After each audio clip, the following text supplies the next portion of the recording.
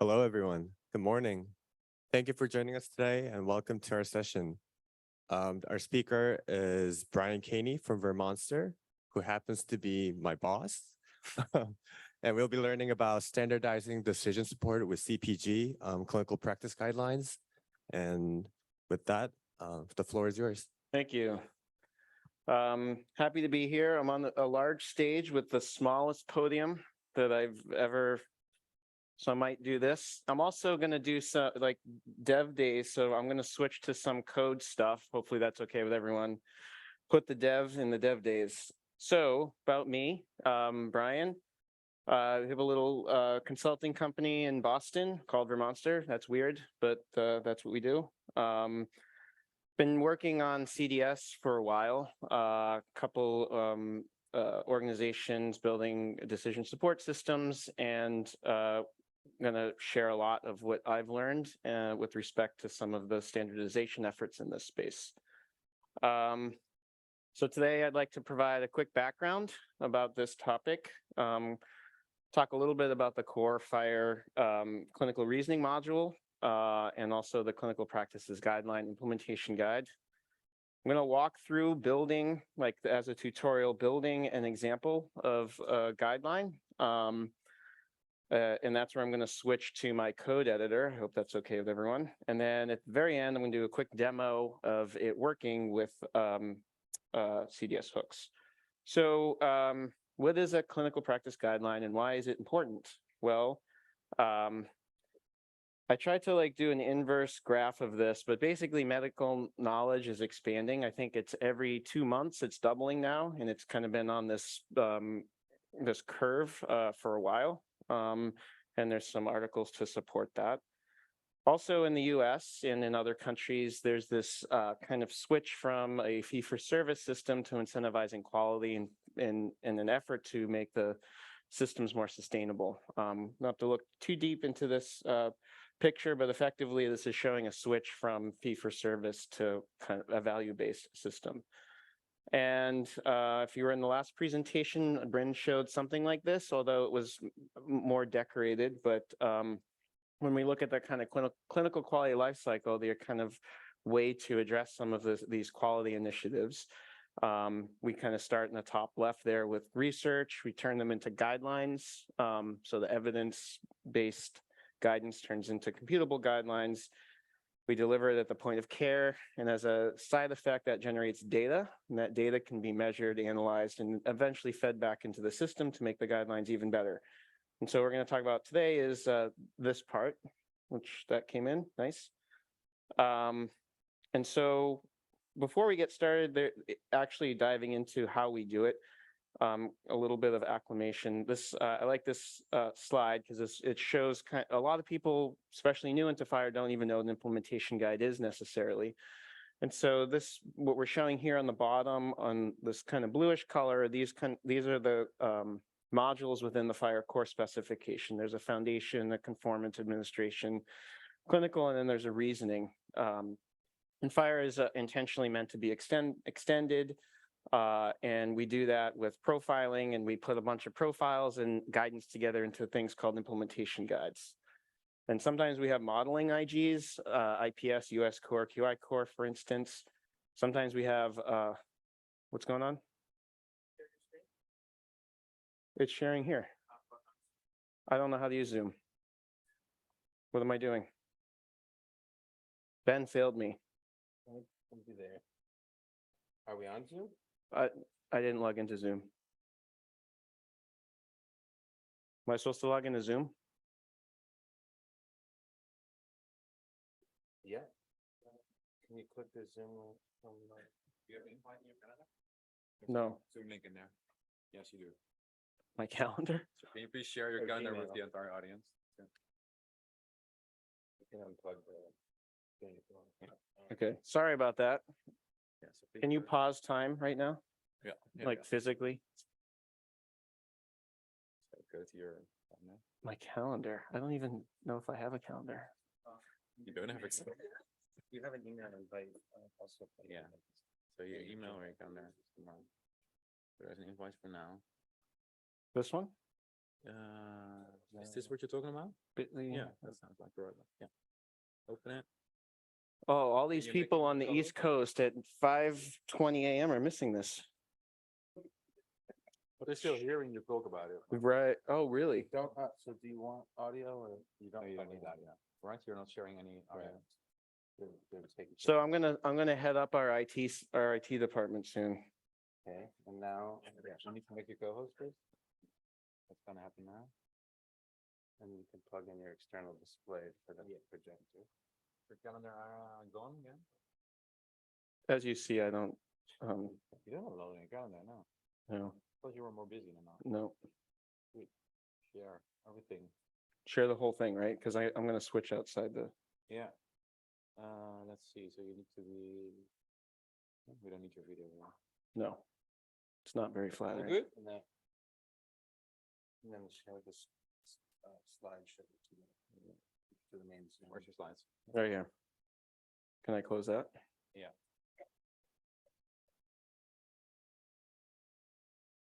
Takes a village. Thank you. Yep. So we have other implementation guides that give us some specification guidance. There's structured data capture. There's a lot of talks here about that, I think. That's a really cool area. Bryn taught us about DEQM, and I'm talking about CPG on FHIR here. And then we also use the implementation guide concept to bundle up the content, the actual definitional content. And so you can imagine a HEDIS measure or a guideline could be created to represent the actual content that you want to distribute for decision support. And so this is the gist of the specification IGs. These are kind of related projects around CPG. So CPG, clinical practice guidelines, is in the middle here. Talk a little bit about CQF measures. There's a kind of newish implementation guide coming out, evidence-based medicine. And we are doing a birds of the feathers session tomorrow on CRMI. It's a canonical resource management infrastructure. And that actually deals with how do I package things up? How do I version them? How do I publish them? What are the distribution APIs that could be used? This spans not just decision support. This is basically any kind of things that you would create in a definitional way and you want to kind of distribute and publish. So in core FHIR, you can find the clinical reasoning module. And so to paraphrase, what it does is it represents decision support rules, quality measures, order sets, clinical protocols.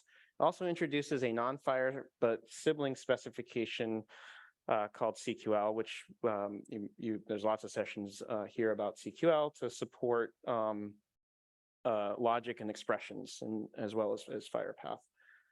And so these are the resource types there. I'm not going to read through them, but they kind of cover these core resource types. And the CPG that we just mentioned, or I just mentioned, is kind of working on really targeting the use case of practice guidelines and how do we use a clinical reasoning module, also a way to feed back into the core specification, some of the things that we're learning, kind of developing the CPG. Just a quick, there's as we go through actually breaking this down and building this through this tutorial, these knowledge levels are useful labels. So L1 is like a PubMed article or a Word doc. It's kind of the prose. L2 is a representation of knowledge that's semi-structured but not computable. The third level is structured and fourth is executable. And I think Bryn even made this diagram a while ago. This kind of shows some examples of the different tiers on the top. The different levels on the top with different tiers on the other axis and some examples in the middle here, just to give you an idea of what we mean when we kind of advance from narrative to kind of structured. So let's walk through building a CPG. So in the CPG implementation guide, it kind of breaks down this methodology into these phases. So there's a selection phase, there's a representation phase, there's translation, validation, which includes testing, and then finally a distribution phase. And so what I did to make it more European was I was recently in London. Anyone here from London? No? Woo? someone. Okay. And I learned about some of this work kind of in this space around quality measures and very similar to what we have in the US, kind of value-based care. And we are going to look at breaking down this one bullet point from this quality measures. This is about like doing a structured medical review for patients that are on an NSAID and don't have a gastroprotective. And so this is one of the bullets of a big quality rule. And so what we want to do is we want to build recommendation around this. And so kind of the first phase is to select, and there's a process that we go through. Just looking at the time, these slides are available, but I use Miro, which I learned is a Dutch company, Miro. Is this thing on? Thank you.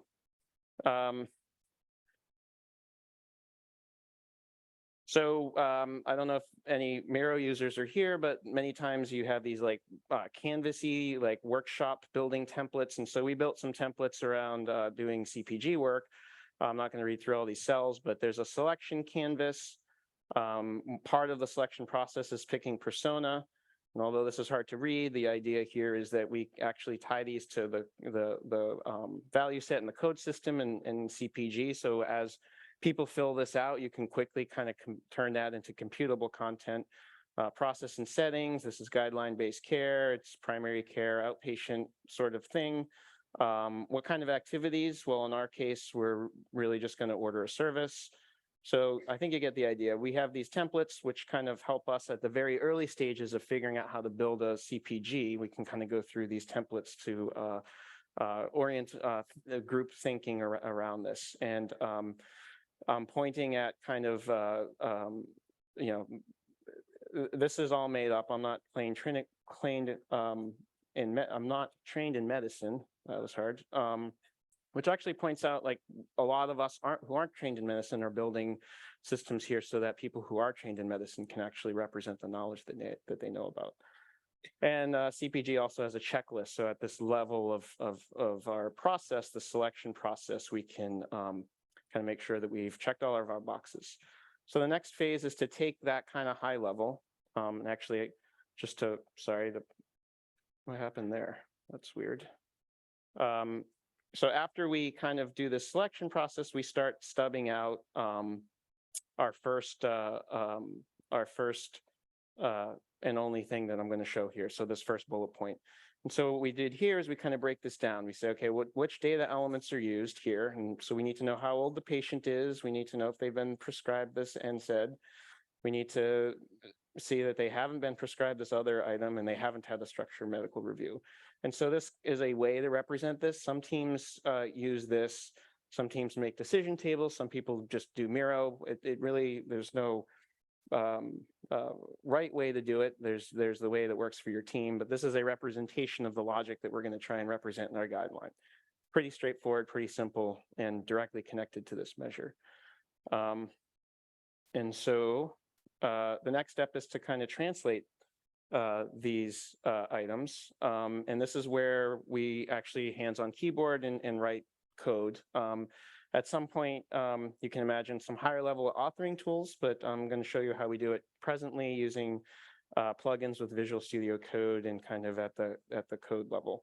And so the first thing we'd like to do is say, okay, let's create a measure. And I think there's a lot of talks here on how you create a measure. Before we do that, we're actually making a content implementation guide. I'm using FHIR shorthand because I like it.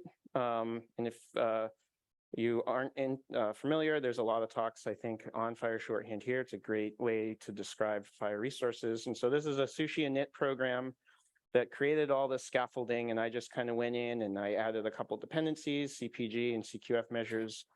And I also added this path binary feature that I'll show you in a minute what that does. This is a key part. I think Bryn mentioned this kind of idea that you can compile the CQL to ELM and stick it in a FHIR library so you can distribute it.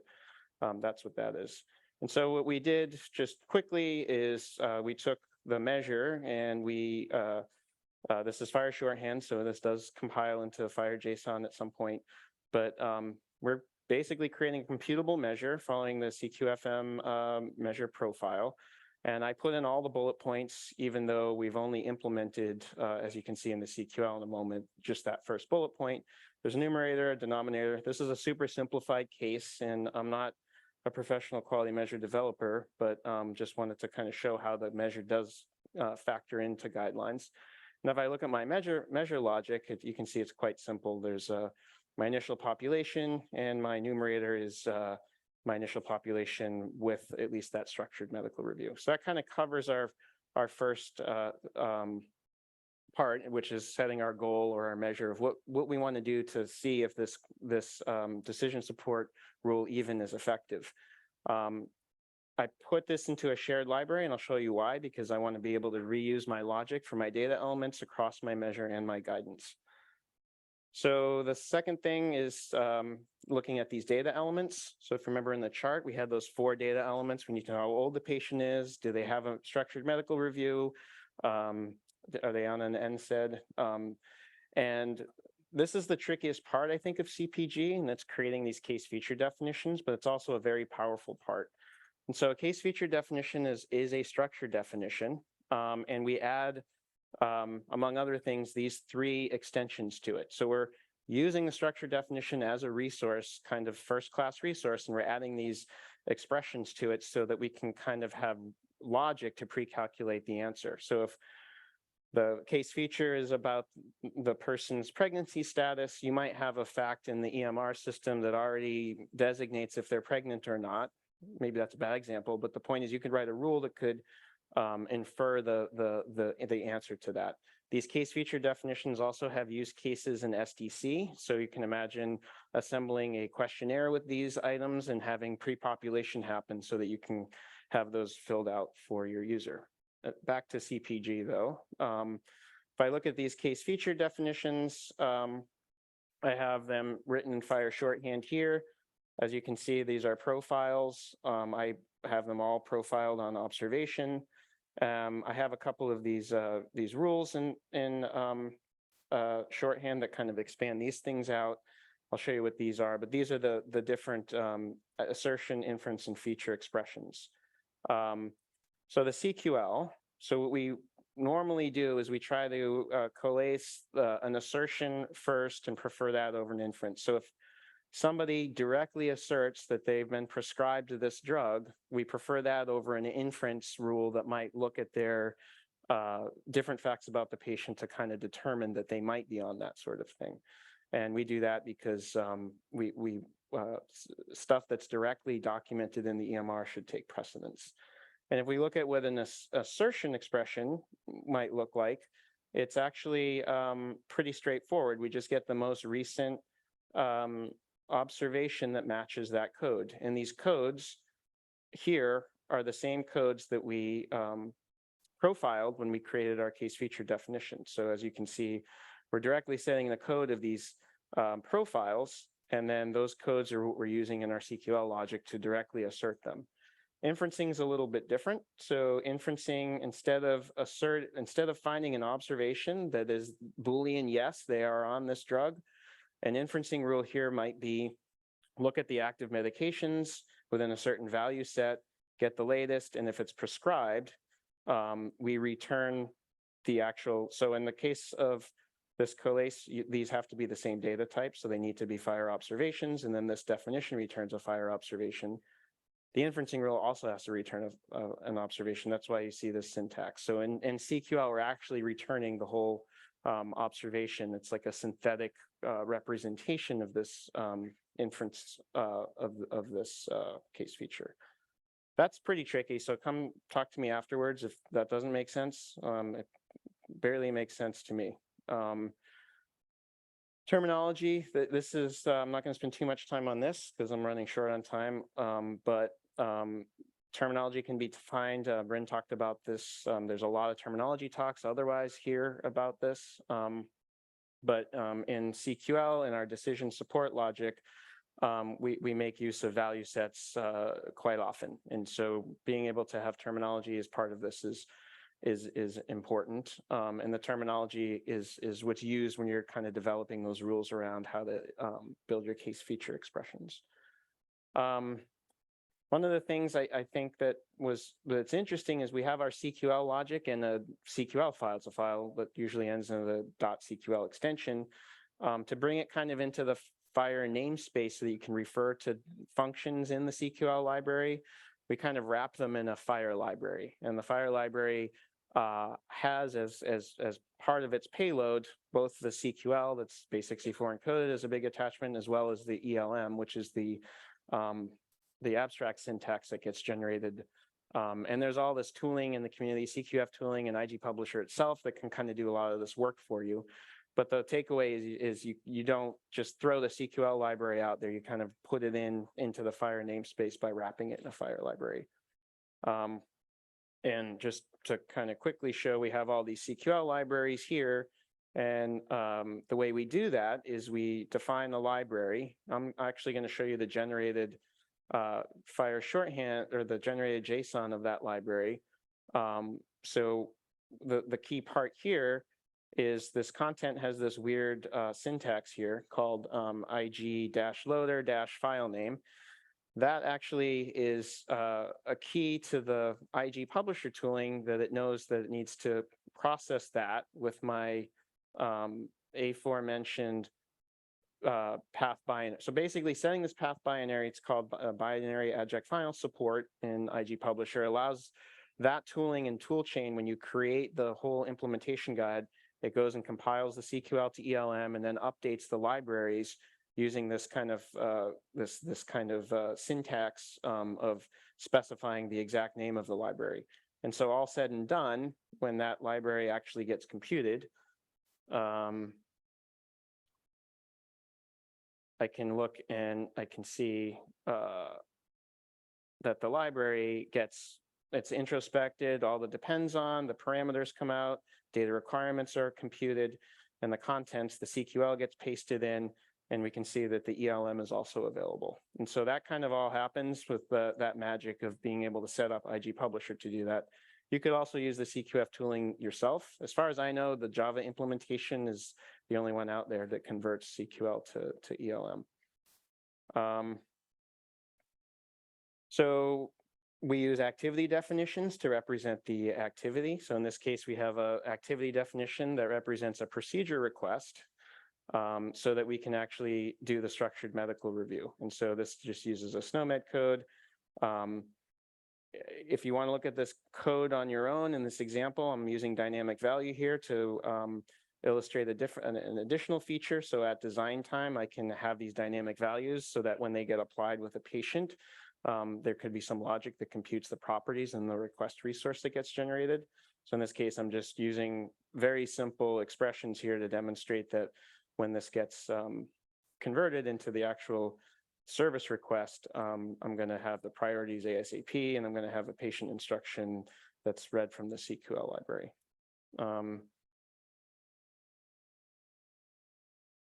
And the CPG provides a bunch of profiles for some common activities that you can certainly use. The last thing is kind of putting this all together into a decision tree, and we use plan definitions for that. Without getting too deep, a nice visualization here is you might have the whole pathway is the big yellow thing, and that might be the whole course of dealing with some sort of episode of care, where strategy A might be the strategy of onset, strategy D is maybe when it abates or when they're discharged. B shows a periodic idea, and C is conditional, which might be based on CDS hooks. When they come to the office, like this condition is true, and therefore the strategy indicates these recommendations should be active. And so you can do all this with the plan definition and kind of the action section of it. And that's what we do to put all this stuff together. And so what I'll show you real quick is we have, I didn't make a whole pathway. I kind of started at that strategy level. So my strategy has a, this is the, basically the strategy of the CDS hook. So when the patient comes into the office, see if they have a structure, see if this rule applies to them, if they don't have a structured medical review and these other conditions are true. And I express that with a trigger, and I point at this one recommendation definition. Now, if I was doing this whole exhaustively, I would have all recommendation definitions for all those bullet points that we saw before. And so this canonically points at my recommendation definition, and my recommendation definition has some applicability logic. And so the applicability here is the patient age 65 or older, they have an NSAID and they haven't been prescribed gastropediatric and they're missing an SMR. And so this logic we put into our guideline logic. And as you can see, now you can maybe see why I'm using the shared namespace, because my measure can reuse the same logic that my guideline's using, and I kind of put that into a shared library in the middle here. And so this shared logic is now the thing that becomes powerful, because I can reuse this in different contexts. I can use this at the population level as well as the individual level for a particular patient. I think I'm going to do a demo. Well, wait, I'm going to talk about how the execution happens. Sorry. So this is from an Incender, a project called Incender, which I think was MITRE. Maybe I'm wrong, but I really like this diagram. So all this happens at execution time with a $apply operation that's documented both in the core spec and in CPG. CPG, we're kind of advancing it, so that's the one that we're using most often. But you given authored content about the guideline and logic, and given a health record, like patient data, patient context, I can compute with this logic, entry logic on these activity nodes, like what the specific things we should do for that patient. And the apply operation works with both plan definitions and activity definitions. So my plan definition can point at other plan definitions, or activity definitions, and kind of just recurses down, apply all the way down. Let's see, and this is a really hard page to find.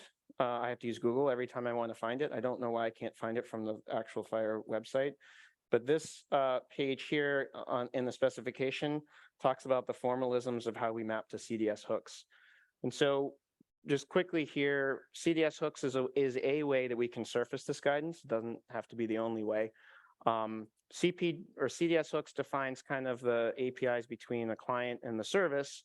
It is intentionally not, doesn't care about how you implement it behind the scenes.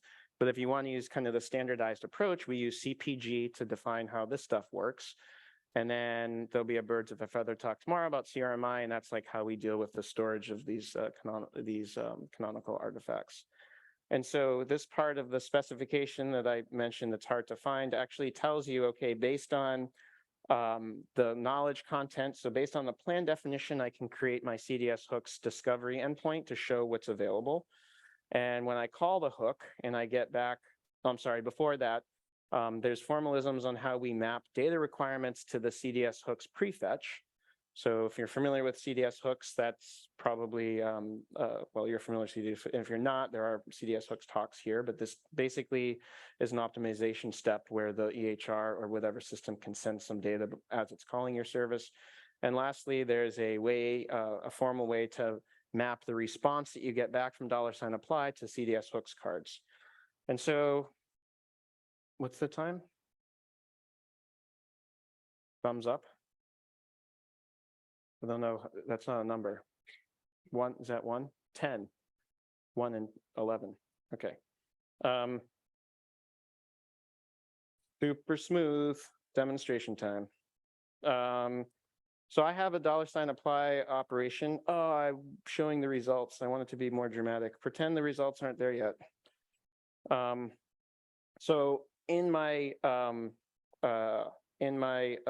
content implementation guide, I've defined that activity definition about a structure medical review. You can actually see it here in my body. And this has some of that logic that talks about setting these dynamic values. And when I call $apply with a patient context on this activity definition, voila, not that it was not there before, I get my actual service request, because my activity definition in this case is defining the activity of doing a structured medical review. And if you want to look at this example on your own, you can see these are actually logic code driven. So at design time, I've written a little bit of expressions to define these so that when I call apply, they actually compute. Likewise, I have my plan definition. When I run that, This returns a bundle of resources, which includes following the $apply operation, gives us our request group and related artifacts. And I can see I have that request group, kind of maps one-to-one for my plan definitions. And it points at a request resource, which is in fact that same service request that gets generated. So this is like that cascade. It calls $apply on plan definition. And it sees that, okay, this is an active node in the plan definition, and there it points to an activity definition. So call apply on that, I get my response. Now I can show that we mapped to the CDS hook service. And so I can hit my CDS services endpoint, and I'm following the formalism on how we represent plan definitions with triggers as CDS hooks. And so I can see my CDS hook is in fact on patient view. And I can even call the hook here. And when I call the hook, I get back my results. And to take it one baby step further, I decided let's get it to work in the CDS hook sandbox, because that looks nicer than a Postman screen. So I think if I refresh this, everything works. This is actually going to call my hook, and this card wasn't there before, so it was hitting it just now. And now, because this patient is over 65 and meets all that criteria, I see my CDS hooks card here with a recommendation to go ahead and order that structure medical review. Now, this is in an EMR that supports it. Pushing that button would go ahead and create that draft order request in the EMR, so you could go ahead and do that for that patient. Let's see. This is more like me declaring what you've learned. I don't actually know what you learned. One last thing. No talk would be complete in 2023 without some GPTing. So I decided to see what I could use on this thing. And I did my colleague Steve wants to become a prompt engineer. And I'm trying to figure out what that means. So I did this, and it came up with something. Now, this is not valid CQL, this is not valid FHIR, but what this did provide, which I think is interesting, which is why I'm talking about it, is this provided kind of a DSL for describing what how you might kind of in one terse way describe a whole recommendation rule. And so it got me thinking maybe a future state of kind of this work could be kind of some higher level way to describe these in a way that I'm not thinking about these 50 different resources that I have to go through and edit.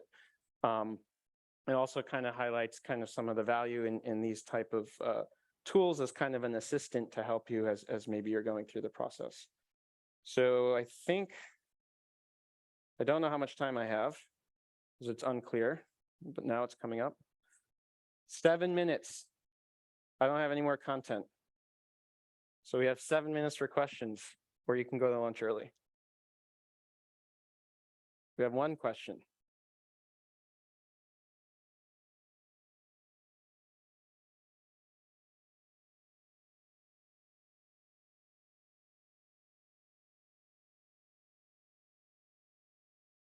Just talk really loud.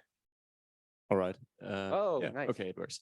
My question would be, so the example you chose was a really strong recommendation. So we give, how does it work with weak recommendations, or when there is not a clear expert opinion?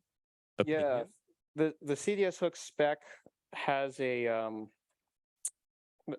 the way we're kind of thinking of surfacing that is to use this this indicator concept in CDS hooks, which tells the clinician, like, I guess it really doesn't show up here, or maybe it would if it weren't info. But we're mapping, and CPG has a way to define the strength of evidence, and you can even set that dynamically with an expression if you wanted to. And then mapping that to the CDS hook standard, I think using this indicator was the approach that we're going with. Okay, and well, a second question, how often is this system updated? The system or the content? But because recommendations usually change quite often. Yeah, so that gets into the whole distribution birds of feather session we're talking about, but Yeah, so once content is published, we try to take an approach where I think Graham mentioned this during versioning, we try to make an implementation guide that has a specific version and everything is known to work, all the references work with that. Once that version of that guideline is published, it becomes immutable. And so you can create new versions of guidelines, but you would never like replace existing ones because you'd break existing systems that are using it. And then it would be up to the apps and systems to decide when they want to upgrade, or maybe a customer, I want to use the new guideline that came out last month instead of this other one. We also use the semantic versioning to deal with patches in between where we occasionally find problems and want to fix them and publish them with minor or patch versions. The software also has its own life cycle that you have to deal with from just regular software development practices. Any other questions? Reen, it better be a softball. Now, if easy question, you mentioned the birds of a feather. Yeah. When and where? Oh, God. Board. It's supposed to be an easy question. I don't know. Tomorrow. It's tomorrow for sure. Okay, It's up on the top floor okay. sometime tomorrow. In the Freddy probably, right? Yes. Okay. Thank you. That was a complete non-answer. Any other questions?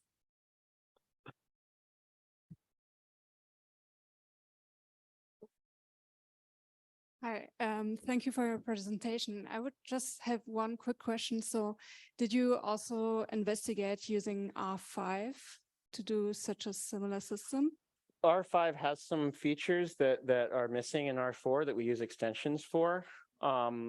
Right now, like our production system is R4, and for us to upgrade is probably not on the short term, but there are some features in R5, especially around related artifacts and ways that we define these new operations that are nice, that we're relying on the CPG IG for kind of in the interim. Any more questions?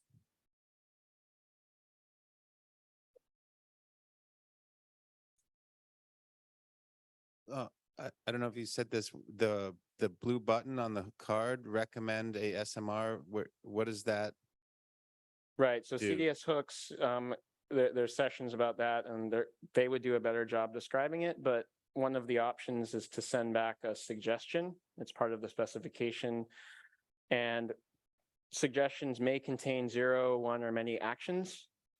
And in this case, there's an action to create this resource, and this resource is this service request to do the medical review.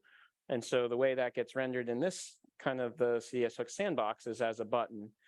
And the way that communication would go back to the EMR is to use smart web messaging, which is another thing that you could learn about here probably. That it's basically a post message JavaScript window, browser window thing that would allow that communication to go back into the EHR, assuming that the system supports it.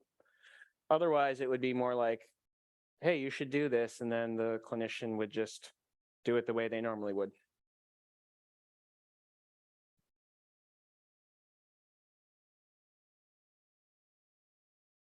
Yeah, Brian, thank you for the presentation. Is there a chance to, for physicians, provide feedback if they don't agree, for example, with? Yeah, so there's CDS hook, like I'm not the super expert, but CDS hooks has a feedback API. I'm not sure if this shows it, but when I hit dismiss, it just dismisses. There is a feedback API where you can dismiss and then you can define upfront like reasons. You could define like not applicable, I didn't like it. So there is that feedback API that's part of the CDS hook specification. Not really related directly to CPG, but yeah, that feedback mechanism is part of that spec. And so if it's supported by the client that's calling you, that's good to get back and yeah. And if possible, one more question. Who authored these data, clinical guidelines? Yeah. practitioners for different hospitals? So I had a slide in here, but there's lots of different organizations that are creating the guidance. Sometimes they're medical societies, sometimes they're standards bodies, sometimes there's commercial guidelines that might be about kind of value pathways to help kind of minimize the variation in care. All of this same mechanism can actually be used in prior authorization if you wanted to kind of have more administrative support, where, you know, in the US anyway, sometimes you need a prior authorization before you can order something. And so this kind of system and the way that this content's written could facilitate that sort of thing as well. But yeah, there's lots of different stakeholders that do this. Technically, we normally have like people trained in medicine kind of doing doing the research and the L2.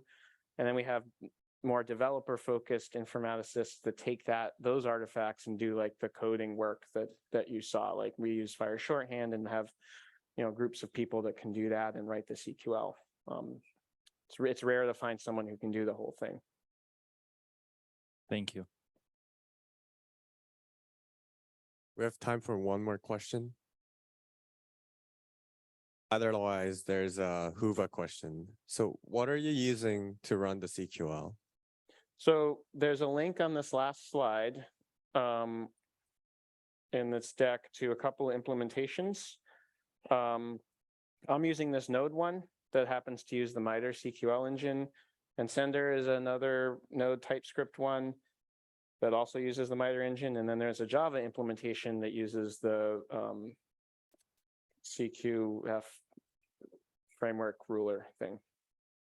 So these are three implementations. There could be more, but the one I was using today was this first one, this Node one, which feel free that I can follow up in the question and paste a link in, or paste these links in if that's useful.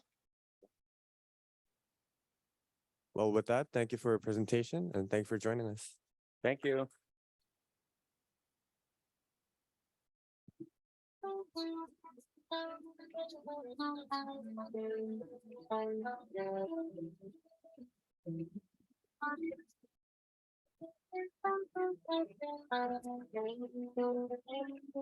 Walking around the room, saying stormy weather. At 57 down Pleasant Street. Well, it's the same room, but everything's different. You can find the sleep, but not the dream.